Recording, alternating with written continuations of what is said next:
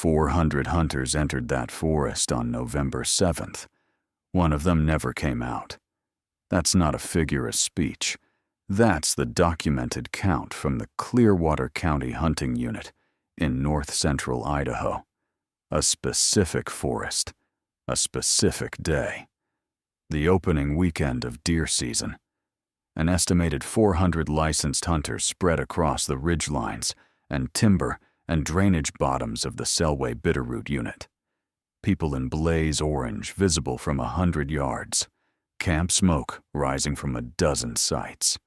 A TV noise on the access roads from first light until dark. And somewhere inside all of that, inside what might be the most human-occupied stretch of wilderness in the entire state on any given weekend of the year, an experienced hunter vanished. No one saw him leave his area. No one heard anything that explained it. No one, in a forest full of 400 people, came forward with an account of what happened to Gary Hollis. That question, how a man disappears in a forest full of people, is what this case is about. It has been open for years. Investigators have reviewed it multiple times. The family has funded private searches. It has never been answered. By 4:30 in the afternoon, Gary's brother-in-law, Paul Weston, was watching the tree line.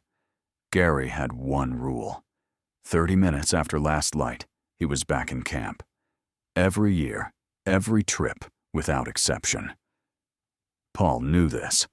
In 11 years of hunting together, Gary had never broken it. By 5, Paul was at the edge of camp calling Gary's name. By 5:30, he was on the radio. By 6, the temperature had dropped to 28 degrees. The forecast was calling for single digits overnight, and Paul Weston was on the phone with the Clearwater County Sheriff's Office. Gary Hollis was 54 years old. He had been hunting these specific mountains since his early 20s. He kept a worn notebook of stand locations and game patterns going back 30 years. His partners called him methodical. He went where he said he was going. He came back when he said he was coming back. The fact that he was now an hour and 45 minutes overdue, in conditions that would kill a person by morning if they were injured and alone, meant something had gone badly wrong. 7 hunters from neighboring camps volunteered that first night. They fanned out across the ridgeline with headlamps, calling Gary's name, listening. The forest was quiet. Not the quiet of an empty wilderness. Campfires were going. Lanterns were lit. The smell of food was drifting from cook tents. Every other hunter had come out of the woods safely. Gary Hollis had not. By 7 the next morning, the Clearwater County Sheriff's Office had coordinated a full search and rescue activation. 80 people on the ground by mid-morning. As word spread camp by camp, hunters who had planned to spend the day pursuing deer spent it searching instead. At peak, across the first 2 days, more than 150 people were moving through the terrain where Gary had last been seen. 150 people searching a forest where 400 had hunted the previous day. The search coordinator's incident report contained a finding that the family's attorney later referenced in correspondence with the sheriff's office. The saddle on the Long Draw Ridge, Gary's intended hunting location, the spot he had taken deer from 4 times in 6 seasons, showed no physical evidence consistent with Gary having been there on November 7th. No boot prints in the soft soil near the saddle approach. No disturbance at the stand location he typically used. No shell casing. No food packaging. Nothing. Either Gary had never reached his intended area, or he had been there and left no trace of it. and the investigation was not yet 48 hours old. That was just the beginning of what didn't make sense. The morning of November 7th started the way it always did. Gary was up before 4, made coffee, checked his pack, went over his plan. He intended to hunt a saddle on the northeast face of a ridge the group called the Long Draw, a location he had taken deer from in 4 of the previous 6 seasons. He left camp at 4:50 on foot with a headlamp. He was walking instead of driving because he'd told Paul the night before that he thought vehicle noise on the access road was pushing deer off the area. He wanted a quieter approach. That decision, to walk the full 3 miles to his stand, would matter later. At 5:10 a.m., a hunter from a neighboring camp named Carl Bissett saw Gary moving up the access road in the dark. Carl didn't speak to him. They were heading different directions. But Carl noted later that Gary was moving steadily and purposefully. Nothing unusual. Carl checked his watch shortly after the encounter. That was the last confirmed sighting of Gary Hollis. From 5:10 in the morning until 4:30 in the afternoon, 11 hours and 20 minutes, Gary Hollis was somewhere in a forest with 400 hunters in it. And not one of them reported seeing him. When that fact registered with investigators, it changed how they understood the case. In an active hunting unit on opening weekend, people cross paths. They wave from ridge lines. They meet on access roads. Going an entire day unseen in that environment is not something that happens by accident.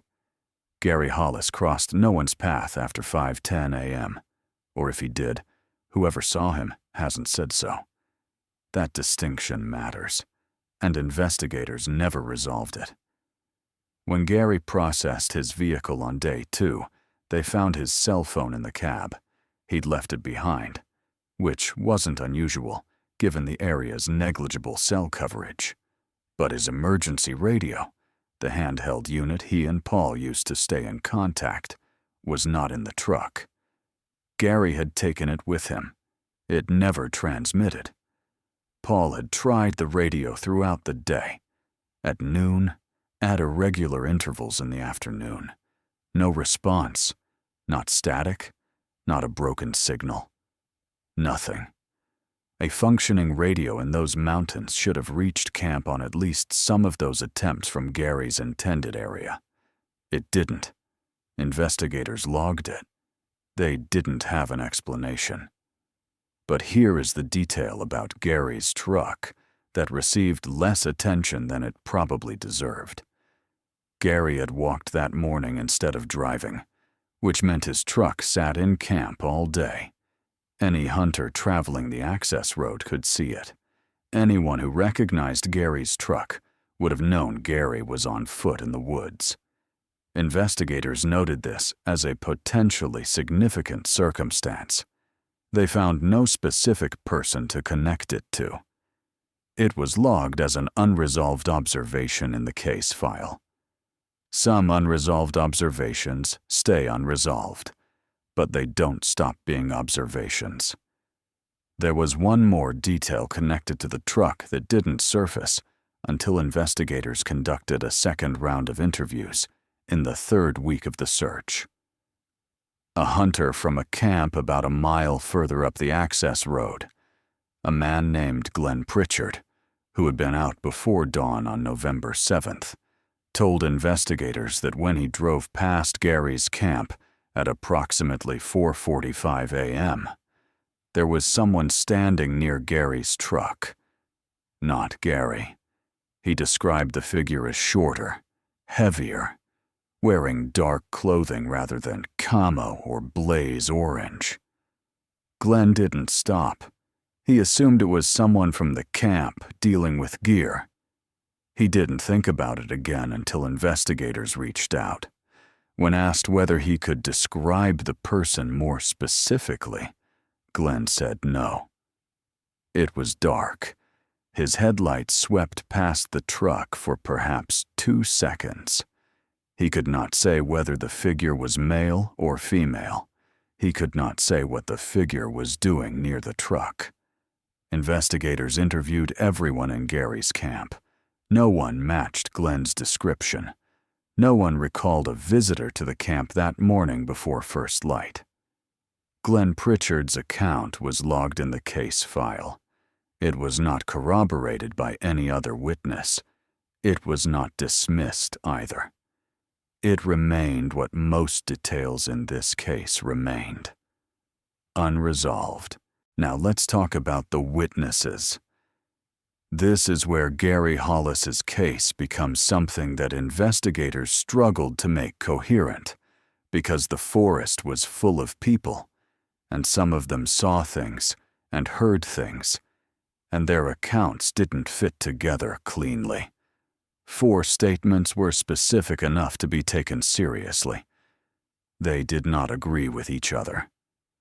The first came from Don Seaver, hunting a drainage about 1.5 miles east of Gary's intended saddle.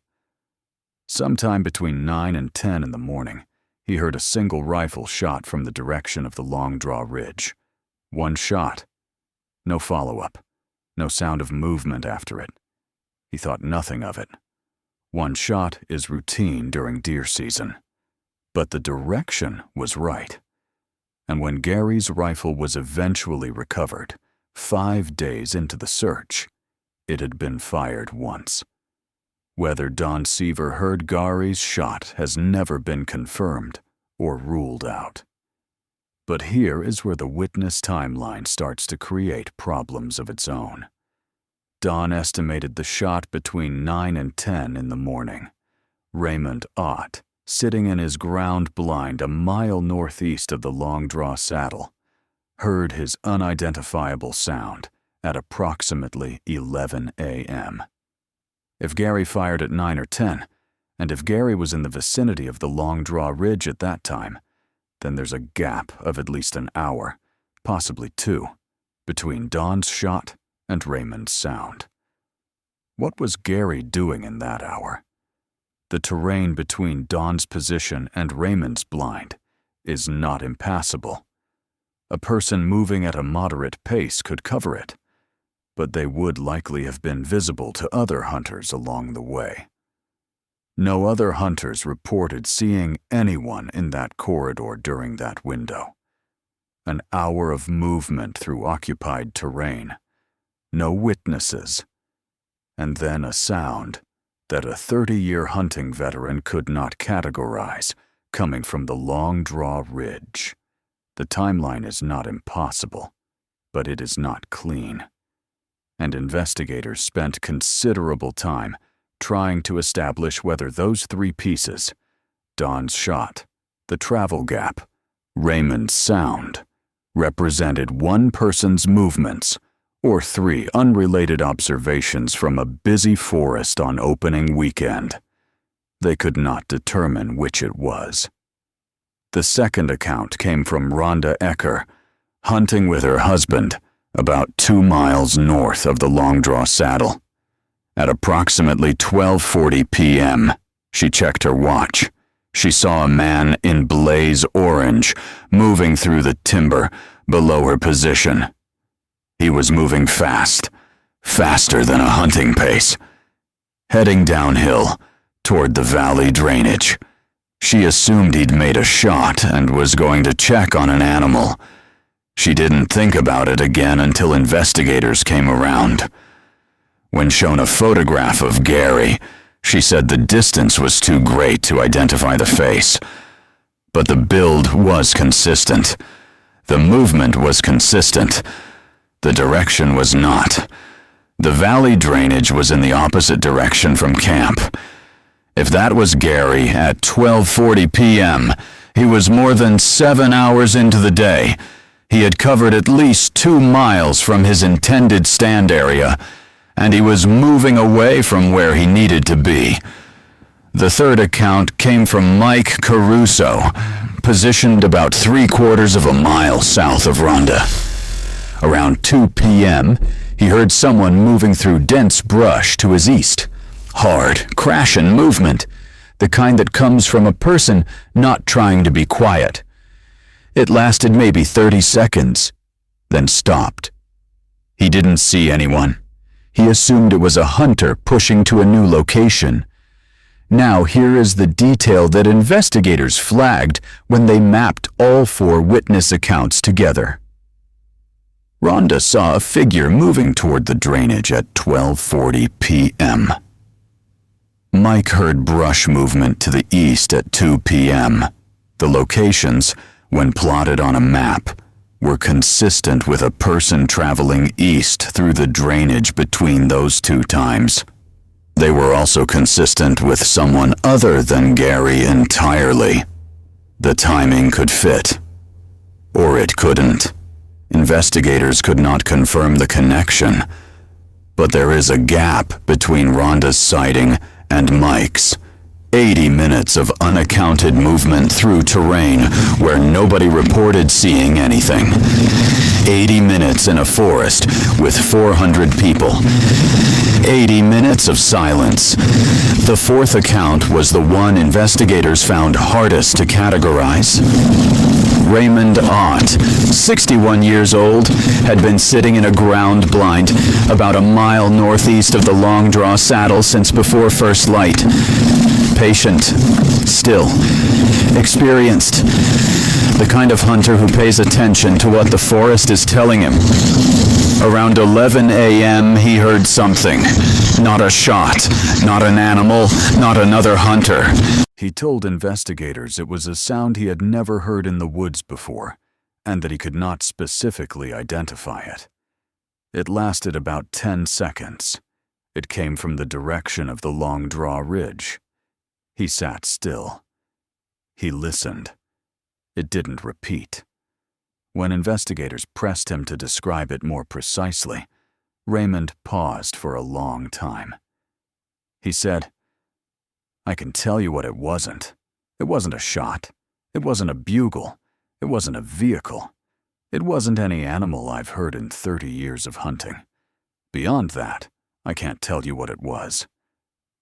The investigators' notes from that session include a bracketed line.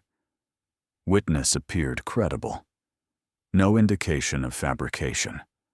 Unable to provide further specificity.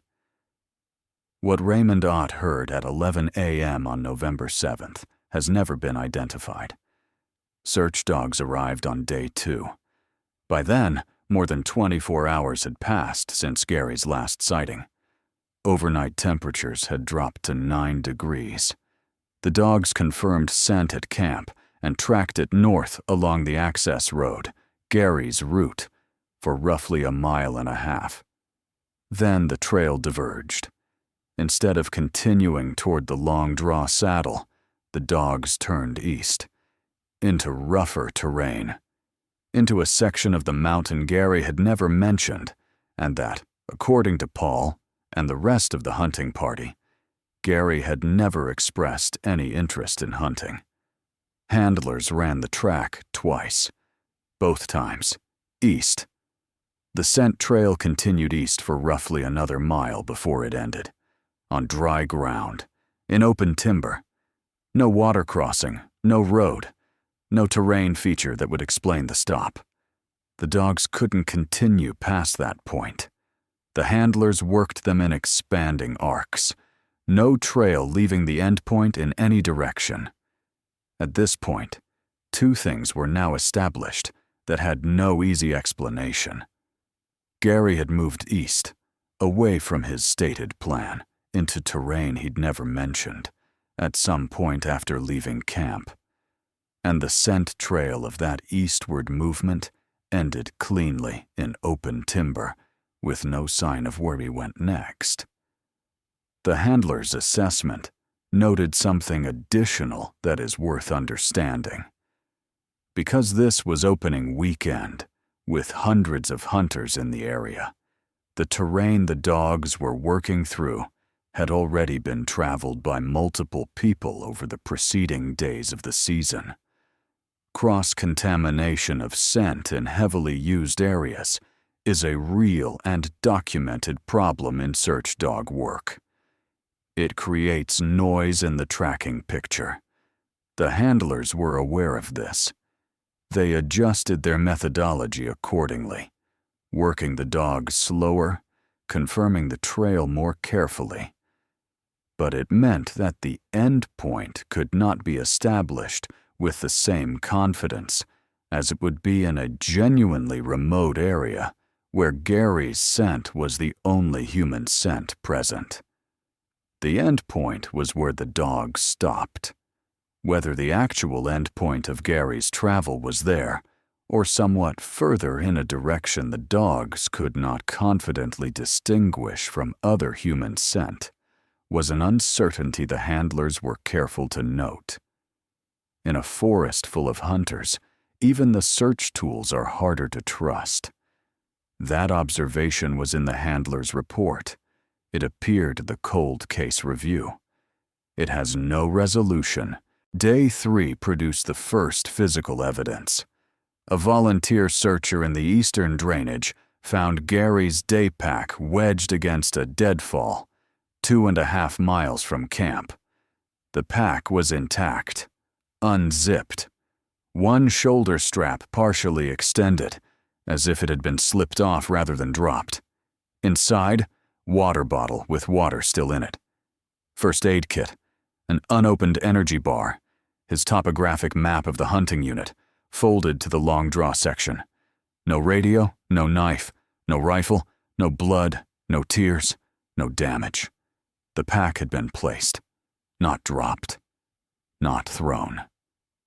Set down, carefully, in the middle of terrain Gary had never mentioned hunting, with no visible reason to stop at that specific location. The map was the detail that wouldn't let go. Gary's topo map was folded to the long draw section, the saddle he had intended to hunt that morning. But the pack was found 2.5 miles east of that area. If Gary had traveled east, why was his map still oriented to the west? Had he moved east without consulting it? Had he known where he was going without needing it?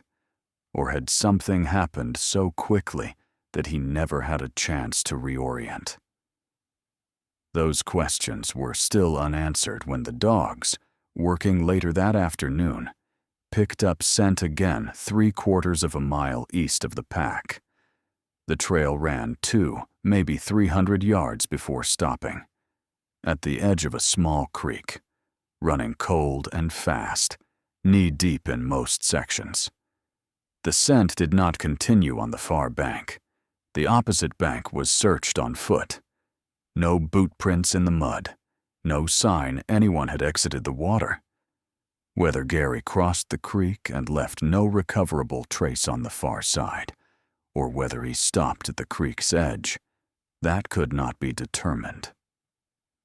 Investigators returned to the creek on day 4 with a more experienced tracking team.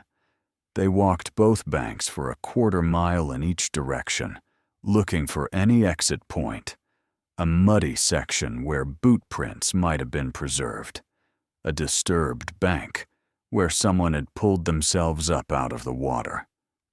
Nothing. The creek bottom in that section was primarily rock and gravel. Anyone wading through it would leave no mark on the substrate. The banks were a mix of rock and compacted soil that didn't hold impressions well. The search coordinator's note from day 4 was precise. The creek presented a genuine evidence barrier. Whether the subject had crossed or not could not be established from physical evidence. The absence of exit prints on the far bank was not conclusive either way. Absence of evidence in a location where evidence might not have formed regardless. One more uncertainty stacked on top of all the others. The creek was the last point where any confirmed trace of Gary Hollis was found. The pack was 2.5 miles from camp, in territory Gary had never mentioned. His scent had ended twice on dry ground, and once at running water. And not one of 400 hunters in the woods that day had reported seeing him since 5:10 in the morning. Gary's rifle was found on day 5. A search team working the drainage above the creek, the far side, where the scent had not been confirmed, located the rifle on a hillside approximately a quarter-mile from where the trail had ended. Barrel up, stock on the ground, leaned against a ponderosa pine. The serial number was Gary's. The rifle had been fired once, 1 round expended. The spent casing was not found in the immediate area. 1 shot. The same number Don Seaver had reported hearing from the long draw direction at 9 or 10 that morning. If those two things were connected, Don's shot and Gary's expended round, then the timeline assembled like this. Gary fired once in the vicinity of his hunting area in the morning, then traveled east through more than 2 miles of timber, set his pack down in unfamiliar terrain, continued to a creek, stopped there, crossed or did not cross, and ended up on the far hillside where his rifle was later found, propped against a tree, and then disappeared entirely from the evidence record. The rifle showed no damage. It had not been dropped. Like the pack, it had been placed. Investigators could not determine who placed it, or why a man in the mountains in November, in cold that could kill overnight, would lean his rifle against a tree and walk away from it. A rifle is a survival tool. It's a signal device. In an emergency, it's the first thing you hold on to, not the first thing you set down. Gary Hollis set his down, and then Gary Hollis was gone. Every standard explanation was formally considered. None of them held. Disorientation. Gary had hunted that unit for 30 years. The conditions on November 7th were clear. Visibility was good. And a disoriented person who succumbs to exposure dies where they fall. They don't systematically deposit equipment at intervals across 2.5 miles of terrain, each piece placed deliberately before going down. Medical event. Possible. His last physical, 8 months prior, found nothing of serious concern. But a person incapacitated by cardiac arrest or stroke collapses in place. They don't cover 2.5 miles first, setting down gear along the way. Fall or injury. The eastern drainage has steep ground. A bad fall could explain why Gary couldn't return or call for help. But with over 100 searchers covering terrain anchored by the pack and rifle as reference points, a person who has fallen and stayed down is found. Gary was not found. Foul play. 400 strangers in the same forest. An encounter that turned dangerous was not impossible. But Gary's gear showed no sign of violence, no blood, no disturbance. And placing equipment deliberately is not what an altercation looks like. There is one more detail that investigators raised in the cold case review and did not resolve. It concerns the map. Gary's topographic map was folded to the long draw section, his intended hunting area, when it was found inside the pack, 2.5 miles east of that area. That's strange on its own. But the cold case investigator noted something more specific. The map showed evidence of use. The long draw section had handling wear along the fold lines, consistent with a map that gets opened and consulted regularly. But the eastern section, the terrain Gary apparently traveled through, was pristine. No wear. No creases from being opened and laid flat in the field, which raised a specific question. If Gary traveled 2.5 miles east into terrain he'd never mentioned, and apparently never hunted, Did he navigate that terrain without consulting his map at all? Did he know where he was going without needing to check? And if so, how? He had not, as far as anyone knew, hunted that section before.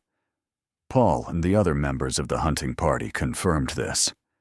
Gary's 30 years of stand notes made no reference to the eastern drainage.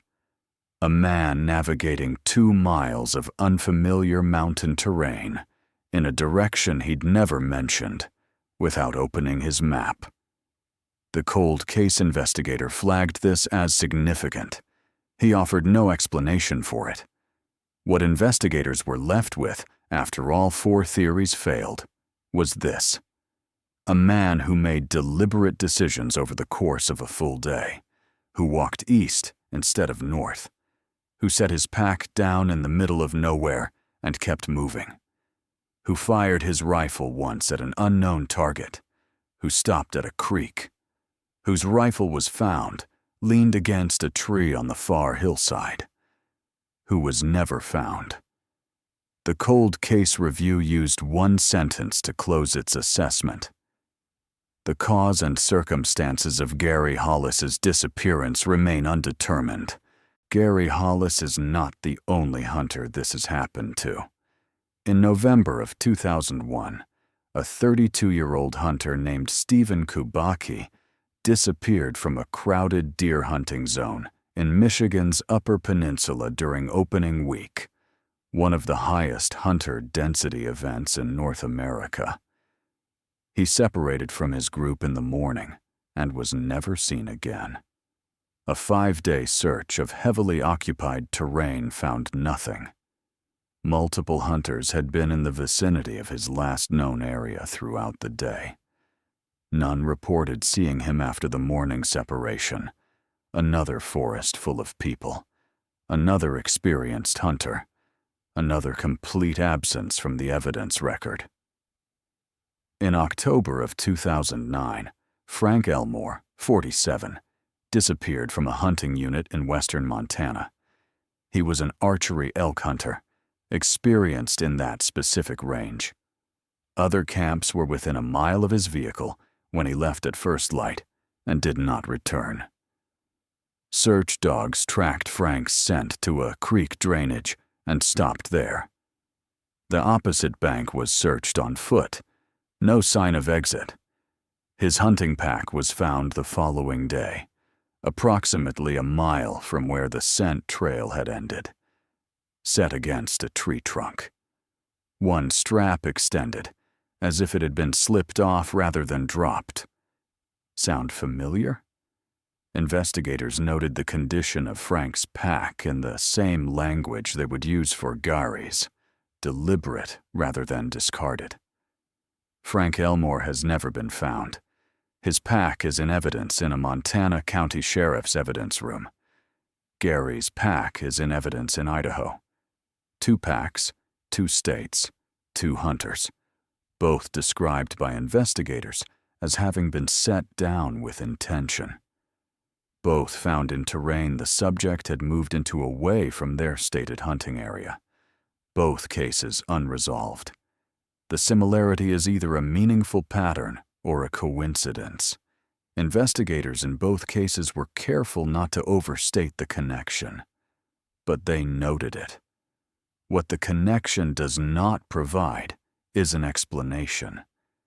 David Polides, who spent years compiling documented wilderness disappearances through public records requests to state and federal agencies, and through family interviews, identified the pattern of deliberately placed equipment across multiple cases. A pack set down in accessible terrain with no injury or campsite to explain it. A rifle leaned upright against a tree by someone who apparently walked away from it. He documented these cases, case by case. He was careful not to advance a specific theory for the pattern. His position, stated publicly, has been that the pattern exists and that it warrants serious investigative attention. attention he believed was not being given to it systematically. Critics of his work have pointed out that he selects cases that fit a pattern, and that this selection process is not the same as establishing that the pattern is statistically significant. That criticism has merit and should be part of any honest discussion of his research. But the individual case files are real. The search reports are real. The investigators who documented equipment placed rather than dropped were doing so because they found it inconsistent with the other standard explanations available to them. What means that an experienced hunter in genuine distress would lean his rifle against a tree rather than hold on to it, the one tool that could signal his position, the one tool that could help him survive. That question does not have a satisfying answer. And in Gary Hollis's case, in Stephen Kubaki's case, in Frank Elmore's case, the surrounding forest was not empty. It was full of other hunters, which makes the absence of witness accounts not a feature of remote wilderness. It is something else, something that none of the case files can explain. Paul Weston gave an interview to a regional newspaper 3 years after Gary disappeared. He is not a person given to speculation or drama. He spoke carefully. But he said one thing that has stayed with everyone who has followed this case. He said he keeps returning to the moment on the morning of November 7th, when he and Gary were standing at the edge of camp before first light, finishing coffee. Gary had his pack on. He said goodbye. He turned toward the access road and walked into the dark. And then he paused, just for a second. At the edge of the road, before the trees closed around him. Gary didn't say anything. He just stopped. Then he kept walking. Paul doesn't know what it meant. He said it might have meant nothing. People pause. People stop for a moment in the dark before walking into the woods. But he can't let go of it. That pause. That 1 second. It's the last image Paul has of Gary, a silhouette in the dark, stopping for a breath, then disappearing into a forest with 400 people in it. The case file runs to more than 400 pages of documentation. Every witness account is in there. Every search log. Every theory assessment. Every cold case review reaching the same conclusion. The cause and circumstances remain undetermined. Gary's pack is in evidence. His rifle is in evidence. His topographic map, folded to the long draw section, is in evidence, still oriented to an area he apparently left behind hours before his gear was found. The single spent casing from his rifle has never been located. Whatever he fired at has never been identified. Whatever Don Seaver heard at 9 or 10 that morning has never been confirmed as Gary's shot or ruled out. Whatever Rhonda Ecker saw at 12:40 p.m. has never been confirmed as Gary or eliminated as someone else. Whatever Raymond Ott heard at 11 a.m. on the Long Draw Ridge has never been identified. And Gary himself, his remains, his location, any physical trace of where he went after the creek, has never been found. The Clearwater County Sheriff's Office is still accepting information from anyone who was in that hunting unit during the first weekend of deer season. If you were there, if you saw something, if you heard something and didn't think it was worth mentioning at the time, it's worth mentioning now. Because here is what the 400 pages of investigation have not resolved, and what remains the central fact of this case. 400 hunters entered that forest on the morning of November 7th. They were on the ridge lines, and in the drainages, and on the access roads. They were glassing meadows and sitting in tree stands and moving through the same timber where Gary Hollis was moving. At some point during that day, something happened to Gary. He fired his rifle once. He walked east, away from his plan, through 2.5 miles of terrain. He set his pack down. He reached a creek. He was on a hillside above that creek, where his rifle was later found. And through all of it, through hours of movement through occupied terrain, not one of 400 people reported seeing him. That is not the profile of a wilderness so remote that a person could simply vanish into it. That is a forest where hundreds of people were present and paying attention to their surroundings. And Gary Hollis was still gone. The forest is still there. The Long Draw Ridge, the eastern drainage, the creek running cold at the bottom of the valley. Elk season opens every fall. Deer season follows. Hunters park at the same access road turnaround and walk the same trails Gary walked. Nobody has found anything. And nobody, in all the years since that November morning, has been able to answer the question that sits at the center of this case. 400 hunters entered that forest.